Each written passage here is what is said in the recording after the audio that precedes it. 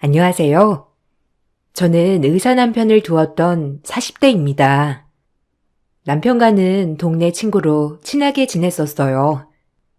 초등학교 입학하기 전부터 같은 동네에서 자랐죠. 남편은 어릴 적부터 몸이 약한 친구였습니다. 그러다 보니 다른 못된 친구들의 괴롭힘 대상이었죠. 반면에 저는 활달하고 활발한 성격이었어요. 그러다 보니 친한 남편을 보호하기 위해서 제가 나서는 일들이 많았습니다. 그때 당시는 제가 덩치도 컸기 때문에 다 이길 수 있었죠. 제가 남편을 계속 지켜주다 보니 남편은 평생을 나를 동경하고 존경하겠다고 선언하기도 했습니다. 평생 친구로 지낼 것만 같았던 저희는 성인이 되어서 연애를 시작하게 되었어요. 남편은 공부를 정말 잘했고 지역 수지였지만 저는 그러지 못했습니다. 그러다 보니 학벌에서 차이가 나게 되었어요. 남편은 의대에 진학을 하였고 저는 평범한 대학을 다니다가 공부에 뜻이 없어 자퇴를 하게 되었어요. 전부터 하고 싶었던 미용 공부를 시작하고 일찍 미용실을 차려 운영했습니다.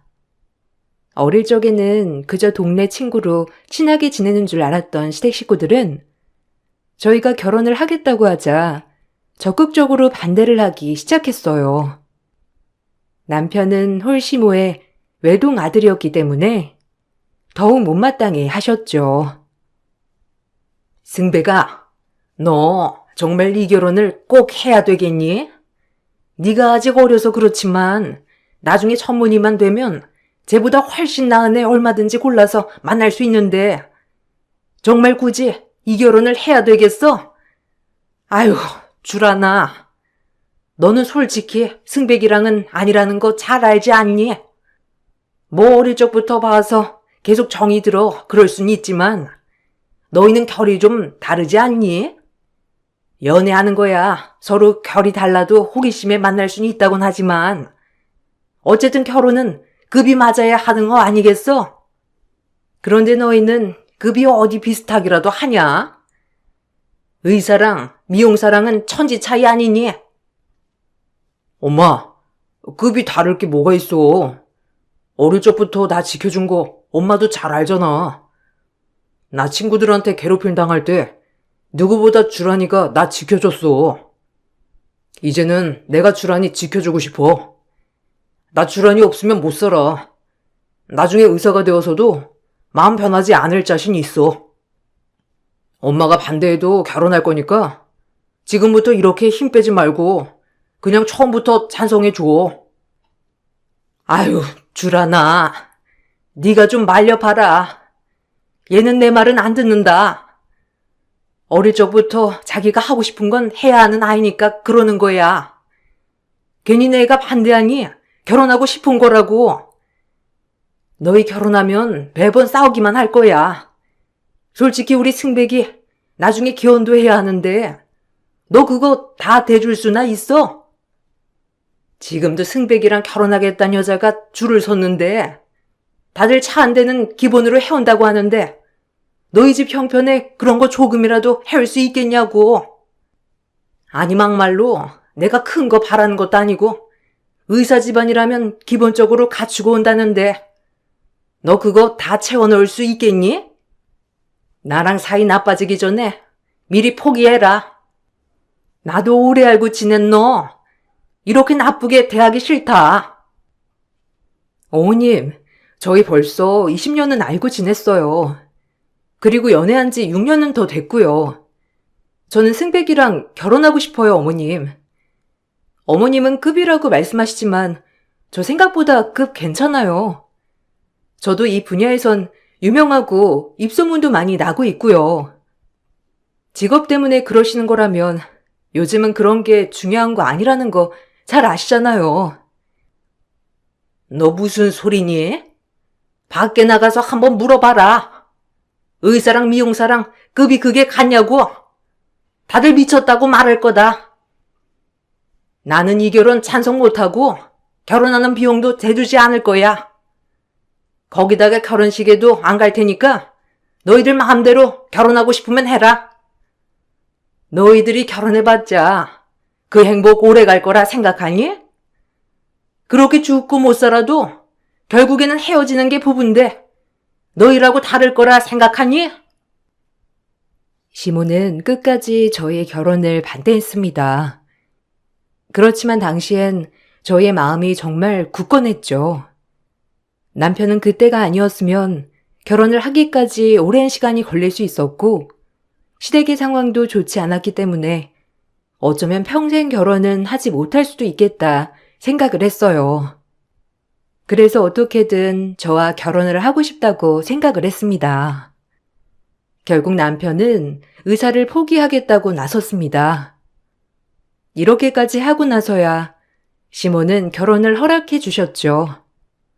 그때 시모는 죽고 못 살던 사람들도 결국 시간이 지나면 서서히 시들어지고 예전만큼도 못한 사이로 헤어지게 된다고 말을 했습니다. 그때 당시에는 저는 맞지 않는 소리라고 했지만 요즘 그 말이 생각나네요. 남편은 결혼을 하고 난 후에 더욱 바쁘게 지냈습니다. 말로는 가장이라는 책임으로 더 열심히 일을 한다곤 했지만 그렇다고 하더라도 집에 너무 소홀한 상황이었죠. 인턴으로 지냈을 당시에는 눈코 뜰 새 없이 바빴고 그 시기에는 저도 바쁘다 보니 서로 소원해지기도 했어요. 시모는 남편이 바빠 얼굴을 보기도 힘드니 매번 제가 집에 있을 때마다 집으로 찾아오곤 했습니다.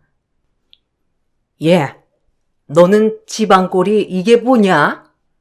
청소는 좀 하고 사냐? 아유, 아무리 일을 한다고 하더라도 집은 깔끔하게 하고 살아야지. 이게 뭐니? 청소는 좀 해야 하는 거 아니니?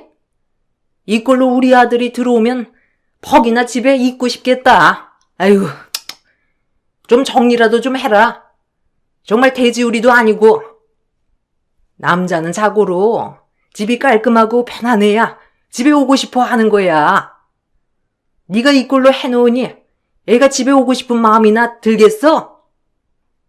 어머님, 저도 일하고 있는 사람이에요. 거기다가 성인 2사람 집에 안 들어온다고 집이 뭐 정리할 게 있겠어요? 아침에 간단하게 청소하면 끝인 거지. 이 정도면 깔끔하고 잘 정돈된 거죠. 다른 사람들은 집에 와도 다들 바쁜데도 깔끔히 산다는데 어머님만 왜 자꾸 오셔서 지저분하다고 말하세요? 저희 정말 깔끔하게 하고 살아요. 네가 아는 사람들이 거기서 거기지 누구 말을 듣는 거냐?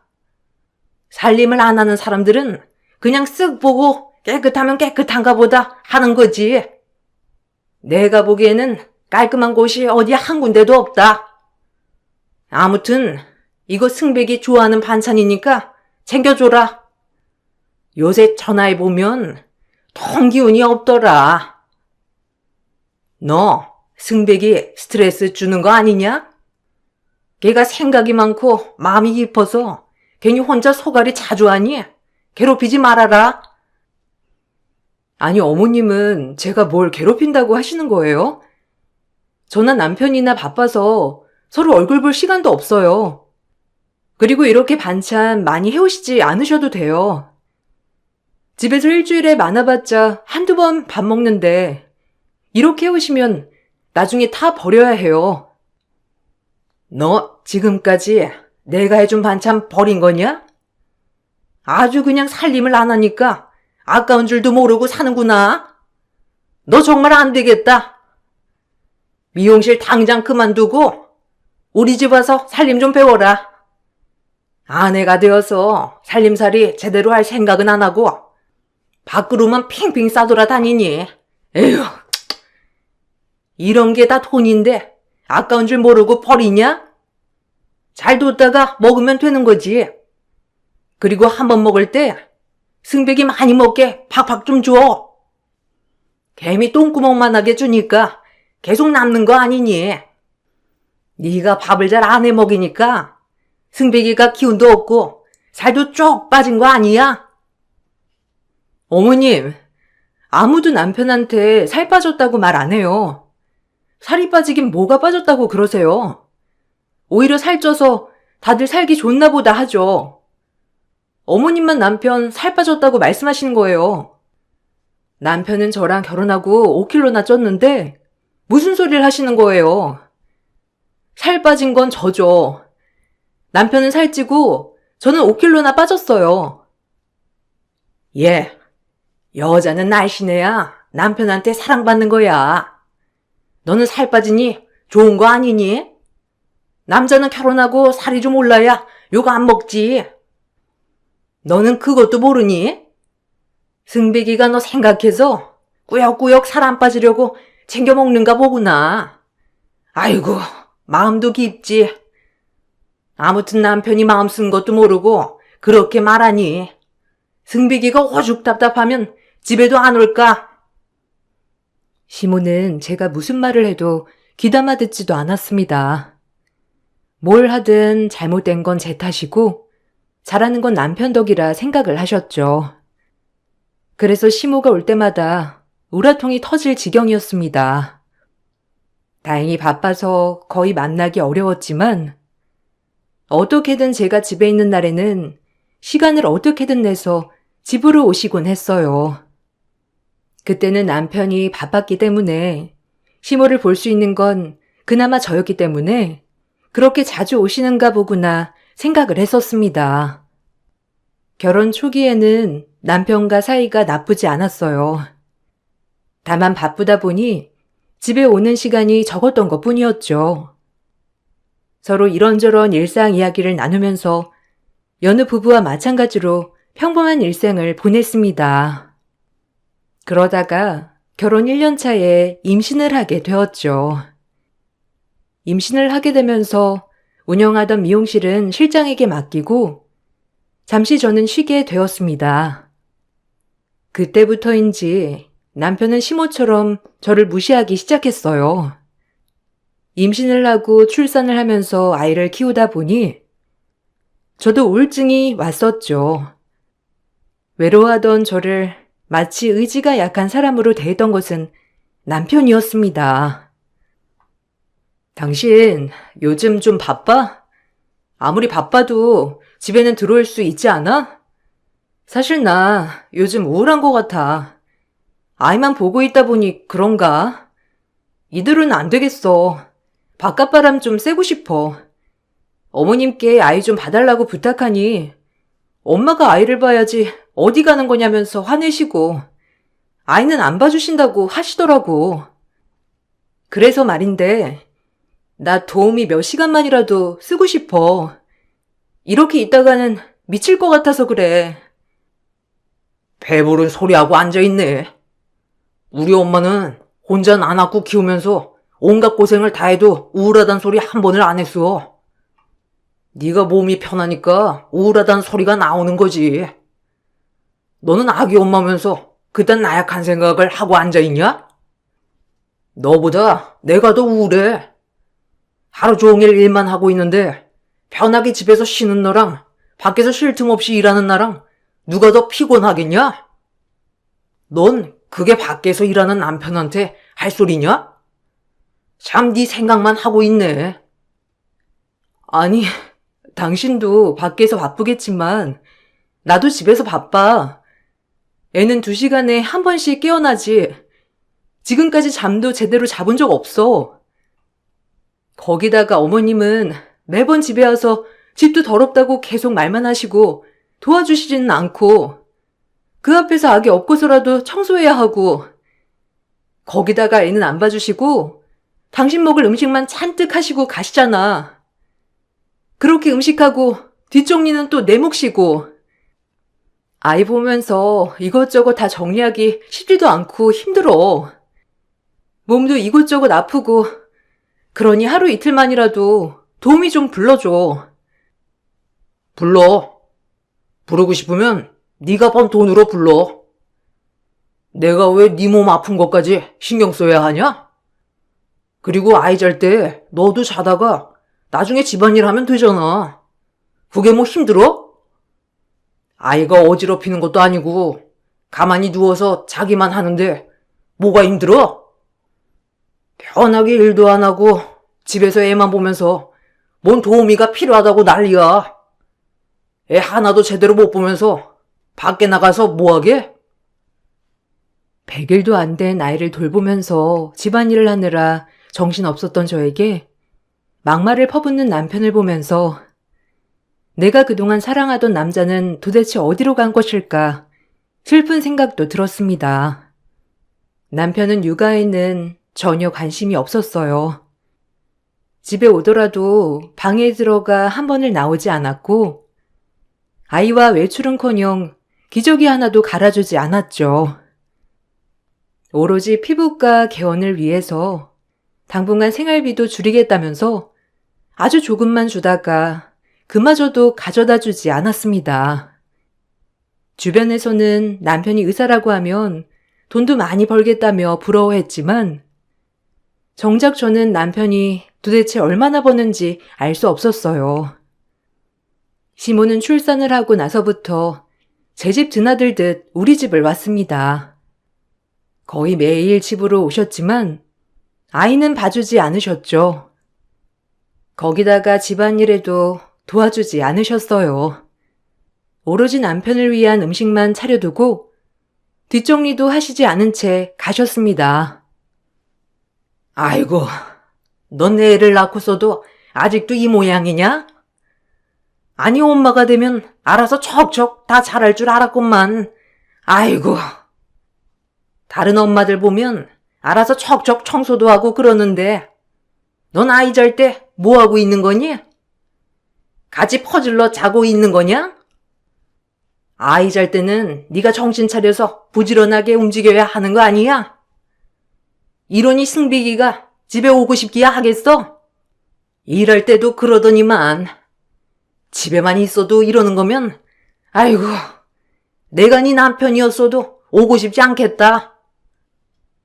어머님, 그러시면 아이 좀 봐주세요. 아이가 계속 울어서 집안일을 할 시간조차 없어요. 조금만 울어도 저보고 보라고 하시잖아요. 이렇게 울 때 어머님이 한번 안아주고 달래주세요. 제가 집안일 할게요. 어머님이 아이 봐주시면 제가 집안일 그 틈에 깔끔하게 할게요. 그럼 되는 거 아니에요? 어머님 매일 오시면서 한 번을 아이 안아주시지도 않고 봐주시지도 않고 그러시잖아요. 아니, 내가 왜 네 애를 보니? 무슨 애 보는 게 어디 쉬운 줄 알았니? 늙은 시모 부려먹으려고 아주 난리구나. 체력 좋은 젊은 네가 해야지. 다 늙은 내가 하라고? 다른 집 며느리들 보면 아이 키우면서도 집안 깔끔하게 잘하던데 너는 이게 뭐니? 이렇게 해놓고 살면 남편이 칭찬이라도 해주겠니? 어머님, 아이가 고작 100일밖에 되지 않았잖아요. 아이 돌보는 것도 정신없는데 시간이 어디 있다고 그러세요? 거기다가 어머님은 오셔가지고 남편 먹을 반찬만 딱 해놓고 뒷정리도 안 해놓고 가시잖아요. 그거 정리하는 데에도 오래 걸려요. 아이 보시기 힘드시면 어머님이 요리하시고 뒷정리 좀 해주세요. 너 참 말을 웃기게 한다. 내가 요리하는데 무슨 주방을 뒤엎는다니? 간단하게 반찬 몇 개 만들고만 가는데 아주 그냥 주방을 난리통 만드는 것처럼 말하네. 뭐가 더러워진다고 그러니? 너도 어차피 밥 먹으려면 주방 쓸 거잖아. 그거 하면서 치우면 되는 거지. 넌 네가 게을러 놓고선 핑계가 아주 좋다. 시모에게 아이를 봐주거나 혹은 주방 뒷정리를 좀 해달라고 부탁을 했지만 시모는 제 말을 들어주기는커녕 비아냥대셨죠. 아이가 100일이 지나면서 다행히 너무 착하게도 통잠을 자기 시작했습니다. 그러면서 저는 조금씩 숨을 쉴 수 있었고 바쁜 친정의 도움을 받으면서 틈틈이 알바로 가게에 나가 일을 했고 돈으로 조금씩 벌면서 도우미를 쓰기 시작했어요. 아이가 돌이 될 때까지 남편은 집에 잘 들어오지 않았고 집안일에도 소홀했습니다. 그런 남편 때문에 외롭고 힘들기도 했지만 저는 어떻게든 버텨서 아이가 돌이 지나면 복직을 하겠다 마음을 먹었죠. 돌이 지난 아이를 어린이집에 보내고 저는 다시 일을 시작하겠다고 선언했습니다. 남편에게 그동안 실장에게 맡겨두었던 미용실 일을 다시 시작한다고 말을 하니 남편은 결사반대를 하기 시작했어요. 마치 저를 아이에게 사랑이 없는 못된 엄마처럼 대하기도 했습니다. 이제 아이 돌도 지났으니 나도 일 시작하려고. 풀타임으로 근무하기는 힘들겠지만 그래도 아이 어린이집에 보내면 그 시간 동안 나도 일할 수 있을 것 같아. 아이 어린이집도 적응 잘 됐고 잘 지내고 있으니까 걱정하지 마. 일도 지금은 그냥 파트타임 형식으로 일할 거니까 그것도 걱정하지 말고. 뭔 돌쟁이 아이를 어린이집에 보낸다는 거야? 네가 제정신이야? 집에서 아이나 볼 것이지 무슨 일을 하겠다고 나서. 절대 안 돼. 아이 놔두고 일 시작할 거면 애초에 아이를 낳지 말았어야지. 적어도 아이가 초등학교는 가야 일하는 거지. 무슨 돌쟁이 아이를 어린이집에 보내겠다고 하는 거야? 그리고 어린이집에 왜 보내? 내가 생활비 안 주는 것도 아니고 그 돈으로 생활하면 되지. 네가 돈이 필요할 일이 뭐가 있어? 당신 생활비로 얼마나 주는 줄 알고 있는 거 맞아? 당신 고작 100만 원만 주고 있어.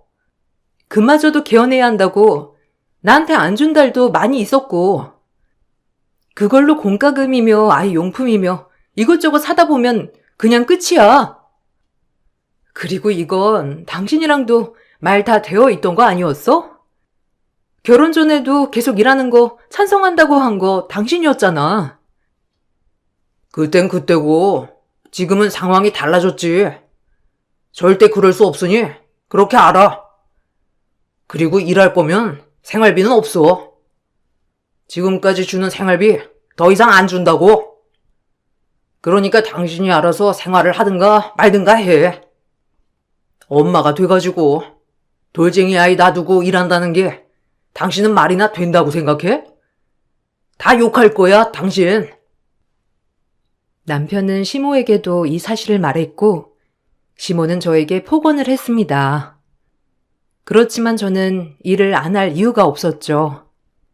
남편이 주는 돈으로는 생활비가 너무 빠듯했고 오로지 저만 아이를 봐야 했던 상황에서 너무나 고단하고 힘들었어요. 아니 너 제정신이니?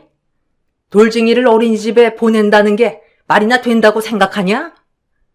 나는 우리 아들 어린이집 안 보냈다. 초등학교 갈 때까지 어디 안 보내고 내가 다 키웠다고. 네가 뭔데 우리 귀한 손주를 어린이집에 보내? 엄마가 된 게 정신 못 차리고 밖에서 일한다는 게 말이나 되니? 아이가 적어도 초등학교는 가야 되는 거지. 지금 아이를 보내는 건 방임하는 거란 거 알고 있니? 네가 아이 초등학교까지는 봐야 하는 게 맞는 거야. 그렇게 걱정되시면 어머님이 아이 좀 봐주세요. 그러면 되는 거 아니에요? 저는 그렇다 치더라도 남편은 지금까지 들어와서 아이 기저귀 한번 갈아준 적도 없고 같이 놀러 한번 가본 적도 없어요. 아이랑 같이 찍은 사진 한 장 없는 게 말이나 된다고 생각하세요? 저한테 뭐라고 하시기 전에 남편한테 뭐라고 하시고요. 돌까지 정성스럽게 잘 키웠습니다. 거기다가 풀타임으로 근무하겠다고 하는 것도 아니에요. 할머니랑 엄마랑 같니? 그리고 남자는 원래 바깥일 하는 거지. 집안일 하는 거 아니다. 너한테 돈 가져다 주잖니. 생활비도 받아다 쓰면서 너 그런 말 하면 안 되는 거다. 개념이 있는 거냐 없는 거냐? 애 낳았다고 단주라니? 내가 더 당장 이혼시킬 수 있는데 우리 아들 봐서 참는 거야.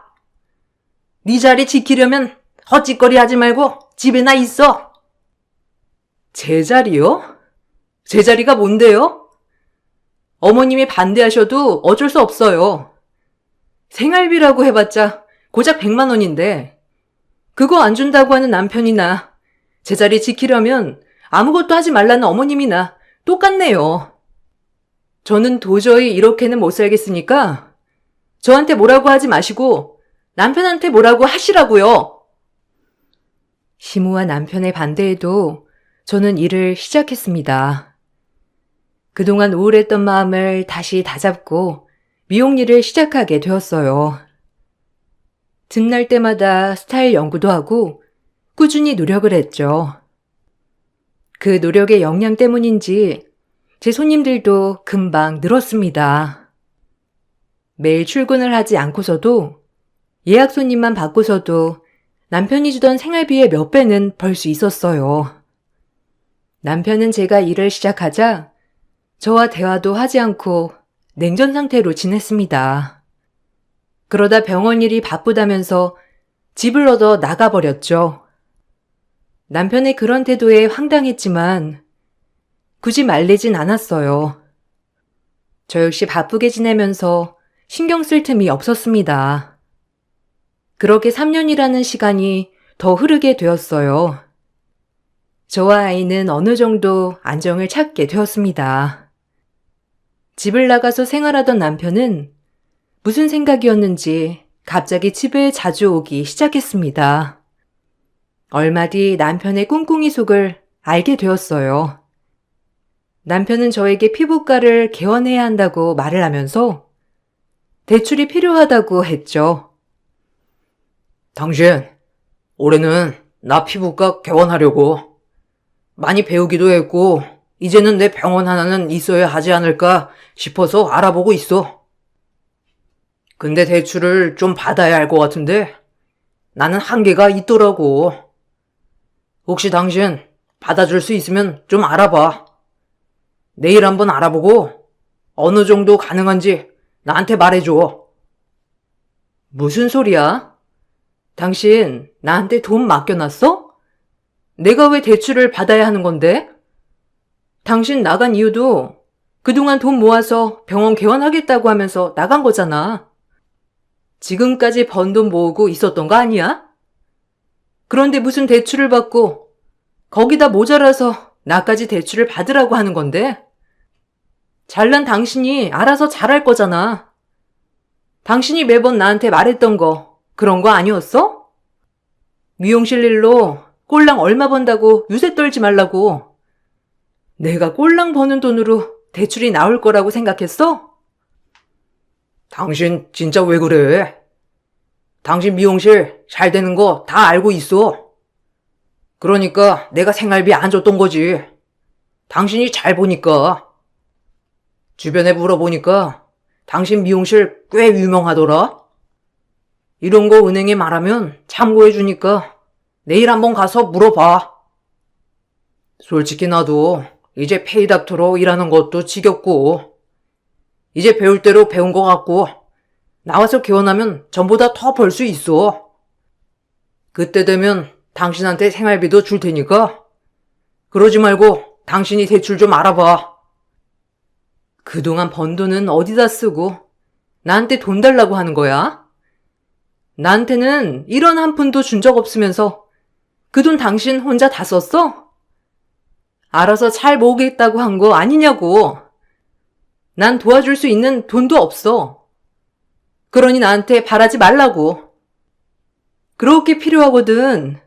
당신한테 죽고 못 사는 어머님한테 말해봐. 나는 도와줄 수 없으니까. 남편은 어쩐지 제가 당연히 대출을 받아 개원을 도와줄 것이라 생각을 했었던 것 같아요. 그렇지만 저는 지금까지 생활비도 한 푼 받지 않았고 그렇다고 해서 집에 들어왔던 것도 아니었던 남편에게 개원 비용을 보태줄 생각이 없었죠. 한동안 집에 꼬박 들어오면서 제 눈치를 보는 듯했던 남편은 제가 대출을 안 해준다고 못을 박자 다시 집에 오지 않았습니다. 몇 개월 뒤 남편은 피부과 개원을 하게 되었어요.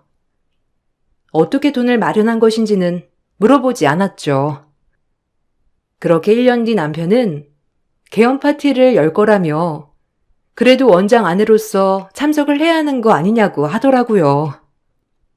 저는 개원 파티 일에 맞춰 쑥익떡을 준비했습니다.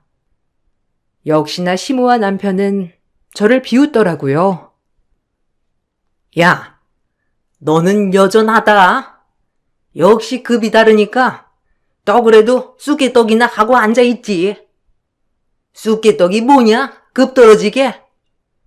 아유, 여기 오는 사람들이 얼마나 고급스러운 사람들인지나 아니? 그거 알면 그런 거 준비나 했겠어? 그거 누가 먹겠냐? 도로 가지고 가라. 너 때문에 파티급 떨어지니까. 다른 사람들 오면 다 비웃을 거다.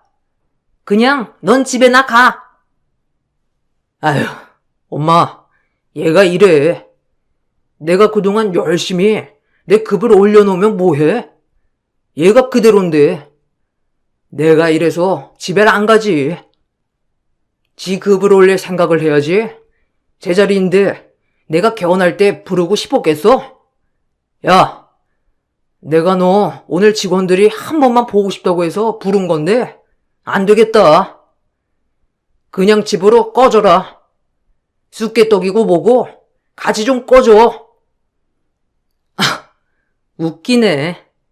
생활비 보태지도 않았는데 내가 쑥개떡이라도 이렇게 정성스럽게 해온 걸 다행이라 생각하지. 여기까지 온 나를 이렇게 무시하는데 내가 참 생각은 잘했어. 당신이야말로 여전하네. 난 걱정했잖아. 반성한 줄 알고. 내가 중간에 당신이 반성했으면 아마 난 용서했을 거야. 난 마음이 넓은 사람이거든. 근데 당신은 여전해. 참 다행이야. 당신이나 당신 엄마나 꾸준해서 참 다행이라고.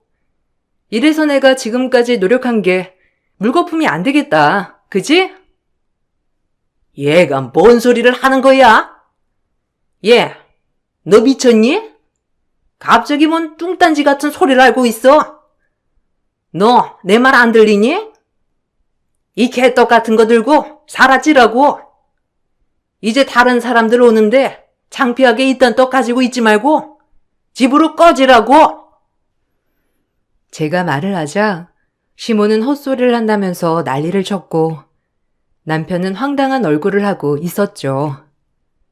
그때 원장실에서 팩스가 들어왔어요. 남편은 갑자기 팩스가 들어오는 소리를 듣고선 바로 확인을 했습니다. 서류를 들고 저를 보는 남편의 얼굴은 새하얗게 질려 있었고 저는 그 모습을 보면서 통쾌하게 웃을 수밖에 없었습니다. 아니, 이게 다 뭐야? 아니, 왜 여기 건물주가 당신으로 바뀐다는 거야? 새로 온다는 사람이 당신이었어? 당신, 그래서 지금까지 개원에 못 보태준다고 한 거였구나. 당신 진짜 대단하다. 역시 당신 급 올리고 있었구나. 나한테 서프라이즈 해주려고 이렇게까지 한 거야? 이럴 필요 없는데. 역시 당신 실망 안 시킬 줄 알았어. 고마워. 이제 여기 들어가는 비용은 없겠네. 뭔 소리 하는 거지? 당신 재계약 못할 거야. 다음 계약은 내가 하지 않을 거니까 그렇게 알아. 그리고 이렇게 된 거 이혼도 하자. 당신 밖에 나가 있는 동안 상간녀 만난 거 다 알고 있어. 그리고 여기도 상간녀 돈 들어간 거고. 그래도 걘 부자가 아닌가 봐. 그래도 당신 급 생각하면 부잣집 여자 만날 줄 알았는데 고작 2년 계약했더라. 참나, 병원도 2년 계약하나? 어쨌든 내가 그거 다 알았어. 당신이랑 상간녀한테 소장 이제 갈 거야. 앞으로 위자료도 준비하느라 바쁠 텐데 병원까지 정리하려면 당신 진짜 정신 하나도 없겠다. 그치? 당신 무슨 소리를 하는 거야? 나한테 상간녀가 어디 있다고 그래? 당신 건물이면 내 건물이기도 한 건지. 부부 일심동체 몰라? 당신 무슨 세를 받는다고 하는 거야? 당신 미친 거 아니지? 제정신이야? 어디 남편한테 이렇게 말해? 내가 꺼지라고 해서 그래? 그냥 장난으로 해본 말이야. 왜 그래? 와, 사람이 이렇게도 변하네. 왜? 내가 이렇게 말하니까 막말하는 거 같니? 지금까지 당신이랑 당신 엄마한테 들은 거에 비하면 세 발의 피도 안 됐는데, 아직 시작도 안 했는데 벌써 그러면 어떻게 하지? 지금까지 꿋꿋하게 참았던 보람이 있네. 이렇게 확실하게 복수할 수 있어서 참 다행이야. 그렇지? 당신 돈도 한 푼 없어서 인연계약으로 계약한 거 아니었어? 전 건물주도 다 상황 말했다고 했다며. 계약 연장 안 될 수도 있다고. 그런데 뭔 정신으로 그냥 계약했대? 웃기다 정말. 무슨 배짱으로 그렇게 한진 모르겠지만 난 연장 안 할 거니까 그렇게 알아. 그리고 더 할 말 있으면 내 변호사한테 말하고. 아, 그리고 쑥개떡은 선물. 벙쪄있는 남편과 시어머니에게 쑥개떡을 던져두고 저는 당당하게 병원을 나왔습니다. 남편이 나가 있는 시간 동안 저는 남편에게 복수를 하기 위해 더 열심히 일을 했죠. 이곳저곳 부탁하면서 아이를 맡겼고, 그렇게 치열하게 일을 한 끝에 돈을 많이 모을 수 있었습니다. 그 돈으로 건물을 계약했어요. 바로 그 건물이 남편이 계약을 했던 병원이 있는 건물이었습니다. 건물주의 상황이 좋지 않아 급매로 나오게 되었고, 저는 바로 그 건물을 사들였던 것입니다. 거기다가 남편은 저희 눈치는 보지 않았는지 남편의 전 직장이었던 병원 직원과 살림을 차려 집을 나왔던 것이었습니다. 우연히 남편의 직장 근처를 갔다가 남편과 상간녀를 보게 되면서 외도 사실까지 알게 되었죠. 그렇게 저는 치열하게 복수의 칼날을 갈았습니다. 철저하게 준비를 한 끝에 남편과 상간녀는 저에게 2천만 원의 위자료를 배상하는 것으로 결정이 내려지게 되었어요. 거기다가 남편은 결혼 생활 동안 생활비를 전혀 주지 않았기 때문에 재산 분할 역시 한 푼도 하지 않는 것으로 마무리되었죠. 남편은 뒤늦게 반성한다는 말을 전해왔습니다. 여보, 주란아. 내가 정말 미안해. 내가 의사 준비하느라고 미쳤었나 봐. 의사 되면 내 급도 높아질 거라 생각했어. 근데 그게 아니었나 봐. 내가 정말 정신이 나갔었던 것 같아. 용서해줘. 그 여자랑도 나 정리 다 했어. 우리 다시 시작하자. 그리고 병원 또 이사 가면 소문도 안 좋아지고 평판도 나빠져. 다시 재결합하는 게 안 되면 병원 계약 연장이라도 해줘. 내가 왜 그래야 하는 건데? 당신이랑 나는 이제 남남이야. 당신 이렇게 하는 거 협박으로 될 수 있는 거 모르는가 보네. 참 웃기지? 당신 지금까지 나한테, 아니 우리 아이한테라도 잘할 수 있었던 기회는 충분했어. 근데 그거 날린 거 당신이야. 당신은 나뿐만 아니라 아이도 버린 사람인데 내가 또 기회를 줘야 할 이유가 있어? 내가 뭘 믿고 그래야 하는 거지? 뻔뻔함도 유분수지. 그렇게 급 높은 사람이니 알아서 잘 살지 않겠어? 아니야. 내가 잘못 알았어. 당신 정말 대단한 사람이었어. 내가 의사라는 이름에 내 눈을 가려버렸어. 미안해. 용서해줘. 내가 앞으로 정말 잘할게. 우리 엄마가 좀 유별났지? 엄마 안 보겠다고 하면 평생 안 봐도 좋아. 그러니까 당신 하자는 대로 다 할 테니까 나랑 다시 시작하자. 우리 이렇게 끝날 사이 아니잖아. 뭔가 단단히 착각하고 있는 것 같은데 네 엄마도 꼴 보기 싫지만 너는 더 꼴 보기 싫어.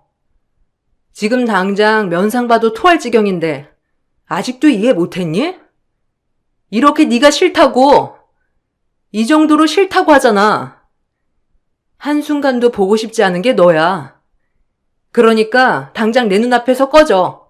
협박으로 신고하기 전에. 이혼이 마무리된 이후에도 남편은 저에게 뻔뻔하게 재결합을 요구했습니다. 그렇지만 저는 재결합에 대한 생각이 없었죠. 남편은 결국 병원 기원 2년 만에 이사를 가게 되었습니다. 살고 있던 동네에서는 아무래도 마땅한 곳이 없었는지 시골에 자그맣게 피부과를 열었다고 하더라고요. 그렇지만 손님이 없어 매달 대출금도 겨우 감당하고 있는 듯 했어요. 매달 돈이 모자라다며 연락이 오는 남편의 전화는 모두 차단한 상황입니다. 아이에게 양육비도 지급하지 않아 양육비 미지급 청구도 진행을 하면서 남편의 통장도 압류가 되었습니다. 반면에 저는 미용실이 더욱 잘 되어서 2, 3호점까지 오픈을 했어요. 아이를 위해서 항상 노력하면서 더욱 당당한 엄마가 되려고요. 저의 긴 사연 들어주셔서 감사합니다. 여러분들도 어디서든 당당해지세요.